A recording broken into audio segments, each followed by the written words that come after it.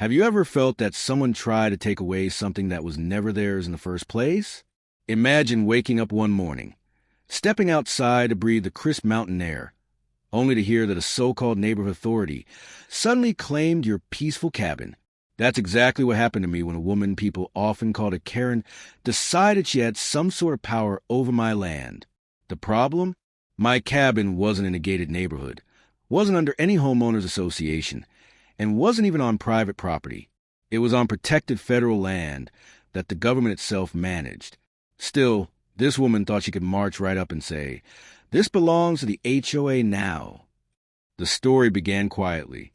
I had spent months preparing to stay at the cabin. It wasn't luxurious, but it was homey, warm, and surrounded by tall pines that whispered in the wind.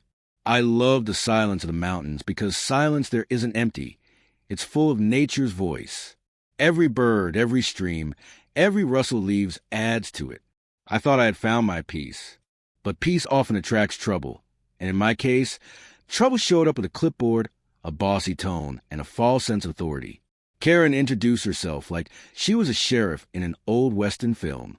She knocked loudly, frowned at the cabin, and asked me if I had received her notices.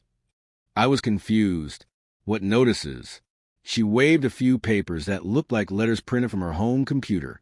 She said there were HOA warnings about illegal structures and membership fees. At first, I laughed because I thought it was some kind of mistake. "Ma'am," I told her politely, "this cabin isn't under any HOA. It's on federal land." She didn't like that answer. Her face tightened, her eyes narrowed, and she said, "Everything around here falls under our HOA. You can't just put up whatever you want." That was the first red flag. She thought she had ownership of the entire mountain. She didn't care about facts. She only cared about control. And that's when I realized I wasn't dealing with reason. I was dealing with ego. Over the next few days, she came back again and again, each time acting more aggressive. First, she told me I had to take down the cabin. Then she said I owed back dues for being on their land. Finally, she threatened that her lawyers would come after me.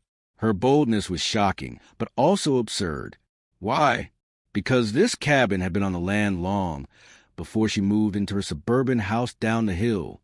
The cabin was part of a historical ranger station property that was restored with permission from the Forest Service. Federal records showed it clearly. Yet here was Karen, waving her homemade letters, trying to scare me into handing over my mountain home. At first, I ignored her. I thought the nonsense would fade away. But Karen wasn't the type to quit. She thrived on drama. She even started talking to hikers who passed by, claiming that I was squatting illegally and that the HOA would take care of it soon. Can you imagine? Strangers looking at me like I was some kind of criminal, when the truth was the exact opposite. She was the intruder. She was the one trying to rewrite reality with her loud voice and fake authority. That's when I knew I had to act. I couldn't let her lies spread. I went straight to the ranger office. The rangers were calm, professional, and unsurprised. Apparently, Karen had filed multiple complaints about different cabins, campsites, and even picnic areas in the past. She had a reputation for marching in, declaring ownership, and demanding people obey her. They told me not to worry. The cabin was fully legal and even registered as part of a historic protection project. But even with the law on my side, I still felt uneasy. Why? Because lies can travel faster than the truth. Karen's voice was loud, and she was determined. She didn't care that the cabin was on federal land. She cared only about control. And sometimes people like that can make life miserable until you fight back. So I started keeping records. Every time she came by, I wrote down the date, the time, and what she said.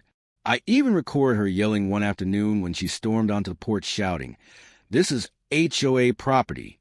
I asked her calmly, "Do you know what federal land is?" She ignored me. She only yelled louder, like volume could replace facts.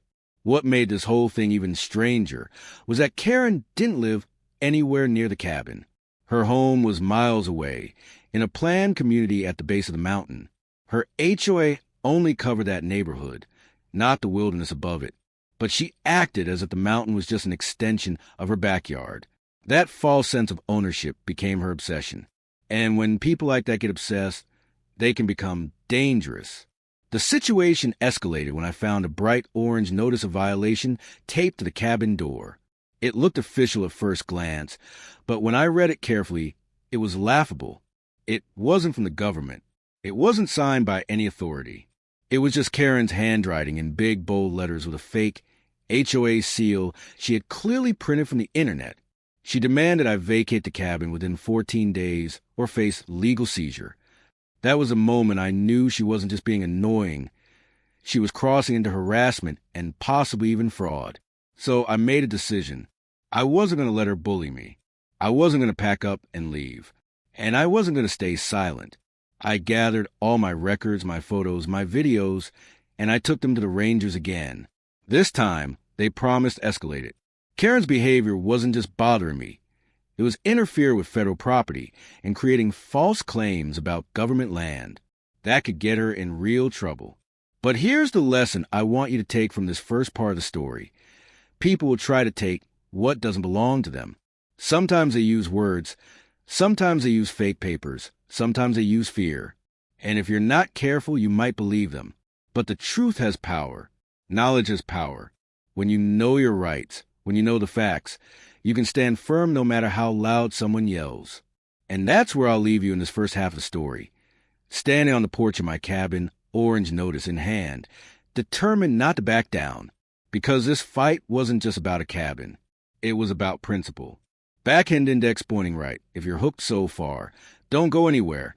In the next section, I'll tell you how the situation exploded into a full confrontation, how federal officers got involved, and how Karen's obsession finally caught up with her. Stick around. You won't want to miss what happened next. Have you ever seen someone dig their own hole deeper and deeper because they refuse to admit they're wrong? That's exactly what happened when Karen's battle against my mountain cabin escalated. The fake notices, the shouting, the threats, those were only the beginning. What came next turned a quiet mountain into a stage for one of the most absurd showdowns you could ever imagine. After I handed everything over to the Rangers, they told me to be patient. Federal investigations don't move fast, but they do move with weight. And when the government finally acts, they act decisively. Still, waiting wasn't easy. Karen didn't stop her antics. If anything, she doubled down. She started showing up with other people, neighbors from her HOA who believed her claims. She convinced them that the cabin was illegal and that I was some outsider stealing land that belonged to the community. One afternoon, she even brought a group of 5 people up the trail. They stood around the cabin, arms crossed, glaring at me like a mob. It was surreal. I tried to explain, but they wouldn't listen. They only repeated what Karen had told them. This is HOA property. You need to leave. That's when I realized just how dangerous misinformation can be. A lie repeated often enough can sound like truth to people who don't check the facts. Karen wasn't just harassing me anymore. She was recruiting others into her fantasy. Thankfully, the Rangers stepped in. They came up one morning in uniform with official vehicles and asked Karen and her group to leave. They explained firmly that this was protected federal land, not subject to any HOA authority. But did Karen back down? Of course not. She argued with the Rangers, waving her fake papers and claiming she had jurisdiction. One Ranger finally told her, "Ma'am, if you keep trespassing and harassing the property caretaker, you may face legal action." That should have ended it. But Karen saw it as a challenge. She began filing complaints with every agency she could think of, the county office, the sheriff's department, even sending letters to senators. Every complaint said the same thing, that I had built an illegal structure and was refusing to comply with the HOA. Every time, the agencies reviewed it and dismissed it. Still, she wouldn't stop. She was like a storm that just wouldn't move on. And then came the breaking point. One weekend, I hiked back from gathering firewood to find that Karen had crossed the line again. She had broken onto the cabin porch and spray-painted "illegal" across one of the wooden beams. My heart sank. It wasn't just words on wood. It was vandalism of federal property. That's a crime and not a small one. I immediately took pictures, reported it, and the Rangers launched a formal case. This wasn't a nuisance anymore. This was criminal damage. When the federal officers arrived, they didn't play games. They had already collected my logs, recordings, and the fake notices Karen posted. Now they had proof of physical vandalism. They went straight to Karen's house, questioned her, and warned her in writing that any further interference could lead to prosecution. Did that stop her? Not immediately. For a few weeks, she went silent, and I thought maybe it was finally over. But then she returned with one final, desperate move. She tried to stage a takeover. Yes, you read that right. She showed up one afternoon with a moving truck and told me she was reclaiming the cabin for the HOA. She actually tried to move furniture into the cabin, as if she could prove ownership by occupying it. That was the last straw. I called the Rangers immediately, and within the hour, law enforcement arrived. They escorted her off the property, cited her for trespassing, and opened a case for her repeated false claims and vandalism. She screamed, she argued, she threatened lawsuits. But this time, the law was louder than her voice. The investigation dragged on for months, but in the end, the outcome was clear. Karen had no authority, no claim, and no right.